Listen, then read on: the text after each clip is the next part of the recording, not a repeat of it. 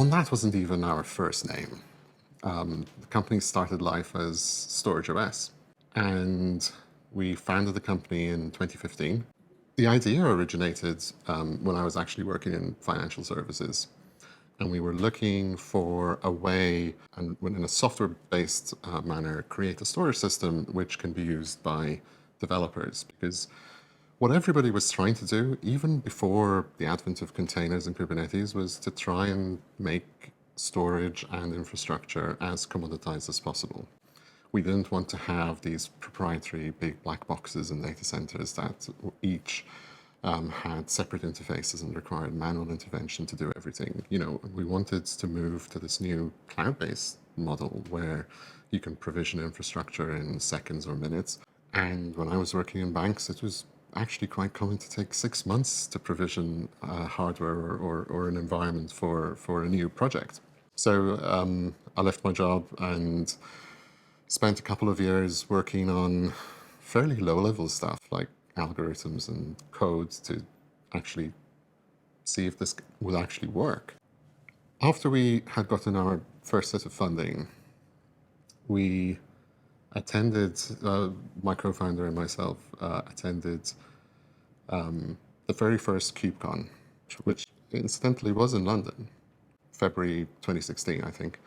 And we said, this is it. And we actually pivoted the entire product to be focused on containers and orchestration because it felt like it was the right thing, but also it felt like an easier way to target the product at a new market that was receiving a lot of hype. There were many competing standards, many competing vendors in the space, many competing orchestrators. Like Kubernetes wasn't yet a thing. There was Docker Swarm, there was Mesos, there was half a dozen other options.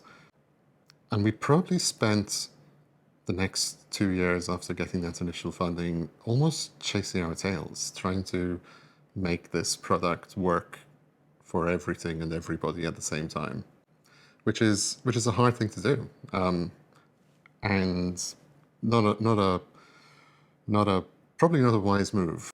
If there's one takeaway from those early days, it's you have to get the focus, and it has to be relentless, and you must choose who you listen to, because too many people will have too many opinions, and you really need to choose your advisors and your lighthouse customers and the first people you work with and get that right.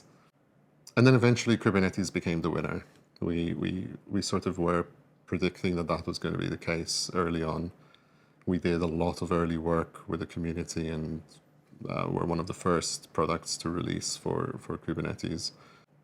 And eventually we became the technology leader in this space, working with not just the community, but also a number of our lighthouse customers, actually creating an enterprise-level storage product. As we continued to grow, we decided that in this market, developers didn't really care about storage. They cared about how they ran their applications and where their data was and how to make their data highly available and the data services around it. And of course, we were doing all of that, but we were selling it as a storage system, and they wanted to buy a system to help them manage their data. So we rebranded to Ondat and continued to build for those use cases.